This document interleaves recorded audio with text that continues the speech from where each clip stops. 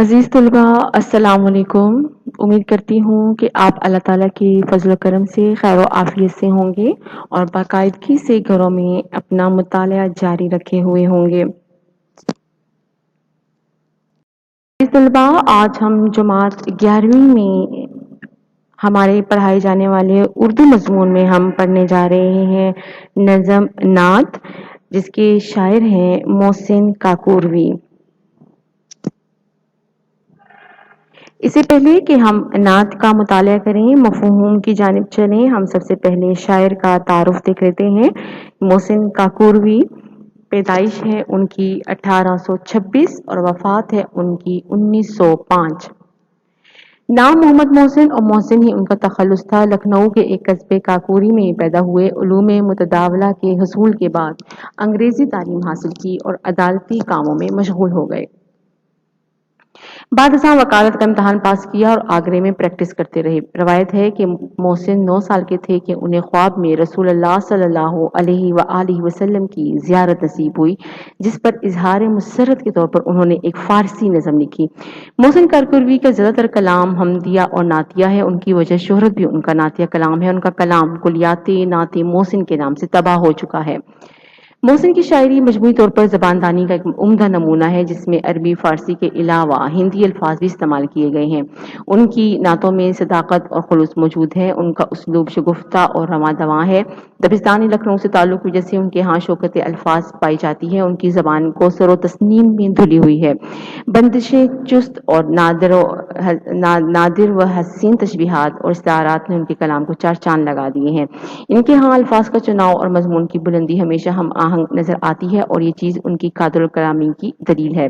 نعتوں کے علاوہ ان کے مجموعے کلیات میں صحابہ کرام کے مناقب بھی موجود ہیں اور بعض دیگر اصناف پر بھی اشعار ملتے ہیں، جن میں تاریخ گوئی بھی ملتی ہے۔ آپ کا مجموعہ کلام کلیات نعت محسن سے تباہ ہو چکا ہے، جیسا کہ ہم پہلے پڑھ چکے ہیں۔ نعتوں کے علاوہ انہوں نے منقبت بھی جو کہ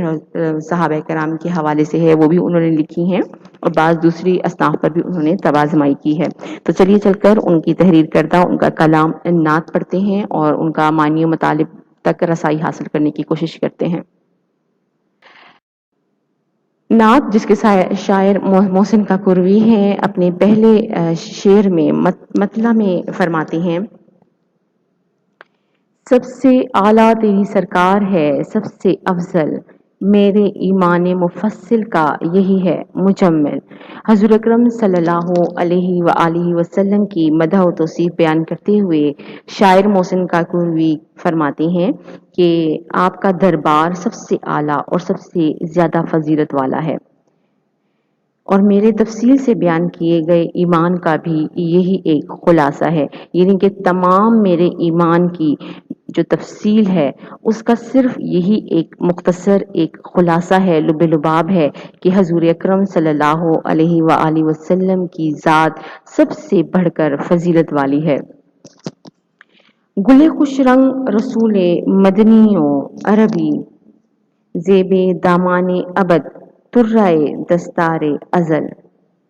گل خوش رنگ رسول مدنی و عربی، رسول اللہ صلی اللہ علیہ وآلہ وسلم عرب کے علاقے مدینہ میں ہجرت کر کے مدینہ میں انہوں نے اسلام کو پھیلایا، اس کی تبلیغ کی، اور وہ ایسے نہایت ہی دیدہ زیب رنگ والے پھول کی سی ان کی حیثیت ہے، جس طرح پھول دیکھنے میں خوبصورت ہونے کے علاوہ اپنی خوشبو سے بھی لوگوں کے دل و دماغ کو فرحت بخشتا ہے، معطر بھی کر دیتا ہے، اسی طرح حضور اقدس صلی اللہ علیہ وآلہ وسلم کی ذات کی جو خوشبو ہے، جو ان کی تعلیمات کی جو خوشبو ہے، وہ بھی رسول اللہ صلی اللہ علیہ وآلہ وسلم کی جو یہ تمام صفات ہیں وہ لوگوں کے ذہنوں میں اور دلوں میں ایک تراوت اور تازگی بخشتی ہیں۔ اسی طرح زیب دامان ابد طرۂ دستار ازل، زیب کسی چیز کی نمائش کو، خوبصورتی کو، سجاوٹ کو کہتے ہیں کہ وہ شروع جو ابد ہمیشگی کو بھی کہتے ہیں، ہمیشہ رہنے والا، یعنی کہ ہمیشہ رہنے والے، وہ ان کی جو خوبصورتی ہے، ان کی جو سجاوٹ ہے وہ ہمیشہ رہنے والی ہے۔ درۂ دستار ازل، کہ جو دستار، جو فضیلت، جو دستار جو حضرت آدم علیہ السلام کو پہنائی گئی ہے، کیونکہ وہ دنیا میں آنے والے پہلے انسان تھے، تو لیکن جو اس دستار کی جو اس کا جو شملہ ہے، اس پگڑی کی جو خوبصورتی ہے، اس پگڑی کی جو انتہائی بلندی، جو پگڑی کی جو شملہ ہوتا ہے، جو اس کی جو خوبصورتی ہوتی ہے، جو اس کی شان بڑھاتی ہے، جو اس کی خوبصورتی میں اضافہ کرتی ہے، وہ حضور اکرم صلی اللہ علیہ وآلہ وسلم سے وہ خوبصورتی پیدا ہوئی ہے۔ یعنی حضور اکرم صلی اللہ علیہ وسلم کی مثال اس شملے کی سی ہے جو تخلیق کائنات کے وقار کا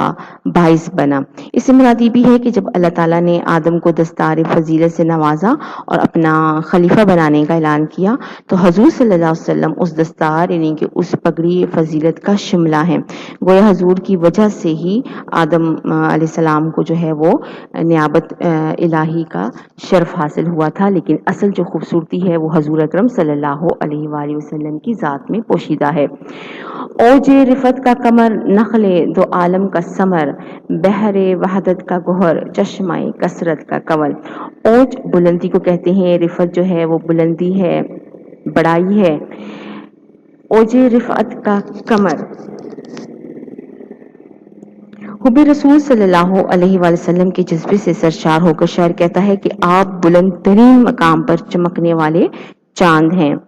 ان کی روشنی ساری کائنات پر پھیلی ہوئی ہے، اور آپ دونوں جہانوں یعنی دنیا اور آخرت کے کھجور کے درخت کے پھل کی سی حیثیت رکھتے ہیں۔ آپ کی تعلیمات پر عمل کر کے دنیا اور آخرت دونوں میں کامیابی اور کامرانی حاصل کی جا سکتی ہے۔ اسی طرح شاعر کہتے ہیں کہ حضور اکرم صلی اللہ علیہ وآلہ وسلم توحید کے سمندر کا موتی ہیں۔ ٹھیک ہے، توحید کے سمندر کا موتی، بحر وحدت، وحدت اکائی توحید کو کہا جاتا ہے، بحر وحدت کا گوہر، ایسے موتی ہیں توحید کا، یعنی کہ انہوں نے آ کر جو توحید کی تعلیم دی ہے۔ چشمہ کثرت کا کنول، کنول کا پھول آپ جانتے ہیں کہ ایک ایسے پانی میں کھلتا ہے جس کا آس پاس کا پانی انتہائی گدلا ہوتا ہے، لیکن پھر بھی کنول کا پھول اس میں کھلتا ہے، اپنی خوبصورتی بکھیرتا ہے۔ اسی طرح حضور اکرم صلی اللہ علیہ وآلہ وسلم مکہ کے انتہائی برے حالات میں وہاں پر ان کی بعثت ہوئی، وہاں ان کو نبوت حاصل ہوئی، لیکن انہوں نے اس آس پاس کے انتہائی ابتر حالات کے باوجود انہوں نے وہاں پر توحید کا درس دیا، اور حضور اکرم صلی اللہ علیہ وآلہ وسلم کی اپنی ذات بھی تمام آلائشوں سے اور تمام بری عادتوں سے پاک تھی۔ آپ کی پیدائش، پرورش اور زندگی انتہائی خراب اور اخلاقی قدروں سے بے نیاز معاشرے میں ہوئی تھی، لیکن آپ کی حیات طیبہ ہر قسم کی آلودگی سے پاک ہے۔ تمنا کہ رہے ناز سے تیرے خالی، نہ میرا شعر، نہ قطع، نہ قصیدہ، نہ غزل۔ یہاں پہ شاعر اپنا ارمان، اپنی تمنا، اپنی خواہش، اپنی آرزو بیان کرتے ہیں کہ میرا جو ہر کلام ہے، میں جو بھی کلام لکھوں، جو بھی شاعری کروں، ان کی تمنا ہے کہ بس حضور اکرم صلی اللہ علیہ وآلہ وسلم کی ذات پر مبنی ہو، ان کی صفات سے جو ہے وہ لبریز ہو۔ اسی لیے شاعر کی تمنا ہے کہ کوئی بھی شعر، کوئی بھی قطع کہتے ہیں 4 مصروں والے بند کو، اور نہ ہی قصیدہ جس میں کسی شخص کی مدح توصیف بیان کی جاتی ہے، اس کے اوصاف بیان کی جاتی ہیں، اس کی اچھائیاں برائیاں بیان کی جاتی ہیں۔ تو کہتے ہیں کہ ان کا ارمان ہے کہ کوئی بھی میرا شعر جو ہے حضور اکرم صلی اللہ علیہ وآلہ وسلم کے ذکر سے خالی نہ ہو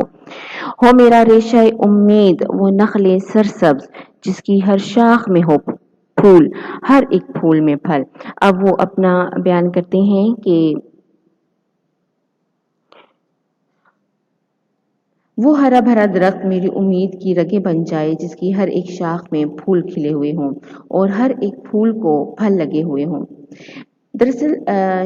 اس شعر میں امید کو ایک سرسبز پودے سے تشبیہ دی گئی ہے کہ امید جو ہے وہ ایک سرسبز پودا ہو اور وہ ایسا پودا ہو جس کی ہر شاخ میں پھول ہوں اور ہر پھول میں لگے ہوئے ہوں. یعنی اس طرح شاعر یہ تمنا کرتا ہے کہ اس کی امید بھر آئے اور کاش کہ وہ روضہ رسول کی زیارت اسے نصیب ہو اور اس کی جو یہ امید جو ہے وہ سرسبز ہو، اس کا جو یہ درخت ہے وہ پھلے پھولے اور اس کی خواہش جو ہے وہ پوری ہو. رخ انور کا تیرے دھیان رہے باد فنا، میرے ہمراہ چلے راہ عدم میں مشل. قیامت کے دن جب سب انسان دوبارہ جی اٹھیں گے، عدم کہتے ہیں جب انسان زندگی کے بعد مرنے کے بعد جس مقام پر جائے گا، اچھے اور برے اعمال کا حساب کتاب ہوگا تو ہر طرف نفسا نفسی ہوگی، ہر طرف خود غرضی ہوگی، لیکن صرف حضور اکرم صلی اللہ علیہ وآلہ وسلم جو ہیں وہ کا دھیان جو ہے وہ چاہتے ہیں شاعر کہ حضور اکرم صلی اللہ علیہ وآلہ وسلم کا چہرہ مبارک جو ہے وہ بعد فنا بھی ان شاعر کی راہ میں مشل کے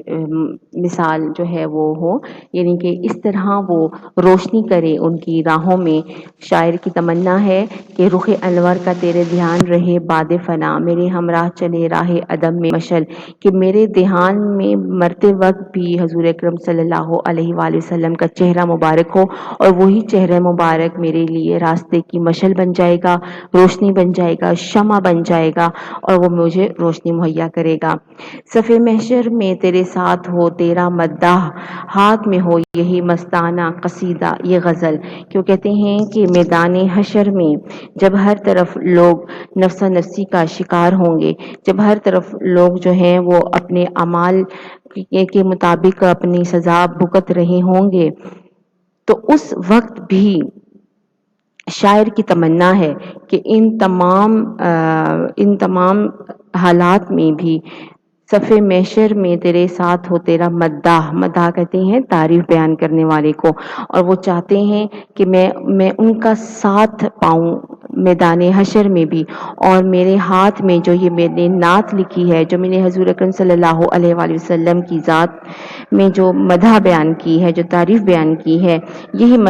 بنا دینے والا جو قصیدہ ہے یا غزل پڑھ رہا ہوں، قیامت کے دن حضور کی رفاقت نصیب ہو، اور اس سے بڑھ کر خوش قسمتی کا اور کوئی بھی تصور نہیں ہو سکتا. اور یہی وہ چاہتے ہیں کہ یہی ایریا ہے ان کی بخشش کا.